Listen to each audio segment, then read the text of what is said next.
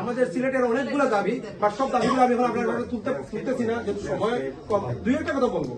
আমাদের বিমান নিয়ে আমাদের সিলেটের লোকজন সবসময় বিমানে যায়, যে বিমানের যে সার্ভিসগুলো আছে এইগুলোর কিছু অসন্তোষ আছে, এই সার্ভিসগুলো কিভাবে আরো বাড়ানো যায়। আমাদের সিলেটে যে সমস্যা হচ্ছে, এদেশ থেকে আমরা কার্গোতে আগে মাল পাঠাইতাম, যেটা আমার সিলেটের কাস্টমটা বন্ধ হয়ে আছে। তো এইটার জন্য আমাকে অনেকেই আজকে ফোন দিচ্ছেন, যেহেতু আপনি এখানে আসছেন শুনে, যে আমাদের কার্গোটা কিভাবে সিলেটে ক্লিয়ার করানো যায়, এইটা কিভাবে আগে ছিল এইটা আমাদের সিলেটের এইটাতে, যেটা হইলে কি আমাদের বিজনেস অনেক ভালো ব্যবসা ছিল। বিমানের ব্যবসা ডাউন হয়ে গেছে এখানের মধ্যে বিমানের যে আগে 60 মিলিয়ন কত এক বছর যেটা সিলেটে হওয়ার পরে ওইটা চলে আসছে গিয়া 12 দেখা যায়।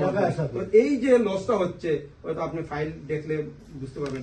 আমরা তাদের যে কথাগুলো বলতে আপনাকে বললাম যে এই দাবিটা অনেকগুলো ছিল। এখন আমরা আশা করবো আপনি যে দুই একটা কথা বলেন আমাদের উদ্দেশ্যে, কর্মীদের উদ্দেশ্যে, আমরা খুব একটা জিনিস সরি আপনি বলে কাজে সিলেটের বাড়ার সাথে ঢাকার বাড়ার কিন্তু নিয়ারলি আপা 300 পাউন্ড ডিফারেন্ট। কিন্তু আপনি যদি লোকালে যান 4000 টাকা পড়ে, আপনি কারেন্সি দিয়ে এক্সচেঞ্জ করলে দেখা যায় আমাদের চার্জ বেশি করে ফেলে।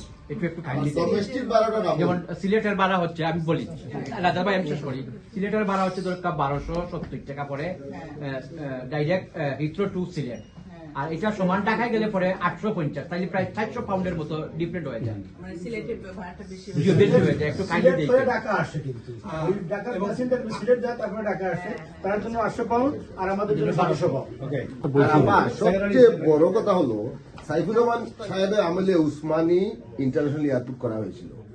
এইটা বাস্তবে আপনি খবর নিলে জানবেন, বাস্তবে শুধু ইন্টারন্যাশনাল এয়ারপোর্ট, এটা পূর্ণাঙ্গ আমরা আন্তর্জাতিক এয়ারপোর্ট। আমরা কাজ করছি।